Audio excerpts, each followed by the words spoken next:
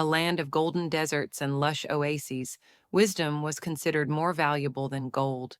The kingdom thrived under the rule of its benevolent king, Auric the Just, whose advisors were not warriors or merchants, but sages and philosophers. In this land, nestled in a quiet village by the river Shay, lived an old weaver named Elarion, known far and wide for crafting the finest tapestries. Elarion was no ordinary weaver. His creations seemed to tell stories woven with such precision and beauty that they captured the essence of life itself. Nobles and merchants alike sought his work, offering vast riches, but Elarion was selective about whom he wove for. To him, weaving was more than a craft. It was a reflection of patience, purpose, and wisdom. One day, a young woman named Tahlia arrived at his workshop. She had long admired Elarion's work and believed there was more to it than met the eye. "Master Elarion," she said, "I wish to become your apprentice and learn the secrets of your weaving." Elarion studied her for a moment before responding, "If you truly wish to learn, you must observe me for a full year without touching the loom." Talia hesitated, but seeing the unwavering patience in the old man's eyes, she agreed. Every day she sat quietly watching Elarion work, noticing how he selected each thread with care, how he dyed them with natural hues from desert flowers, and how each movement of the loom was deliberate. Though she longed to weave herself, she obeyed his instruction.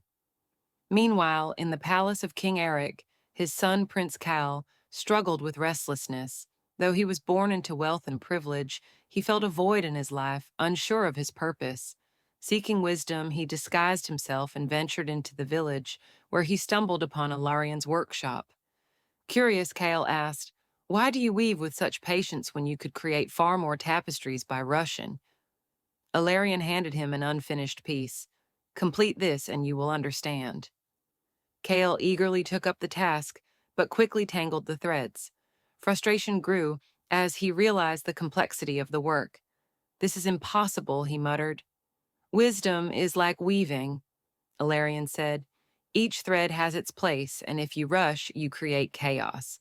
At that moment, a wealthy merchant named Zoran entered, seeking to buy Elarion's finest tapestry. But Elarion refused. "Some things," he said, "cannot be bought."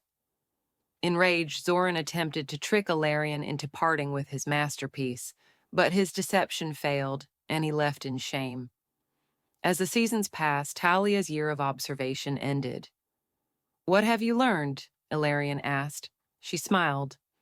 "That weaving is more than just making cloth. It is about patience, balance, and purpose." Elarion nodded. "Now you are ready." Kael, too, had changed. He returned to the palace with newfound wisdom, ready to rule with patience rather than impulse. Even Zoran, humbled by his failure, came to understand that true value lies beyond mere wealth. Elarion, having completed his final tapestry, stepped away from his loom. The kingdom of Vahadrah remembered his wisdom, passed down not through words, but through the silent teachings of the weaver's thread.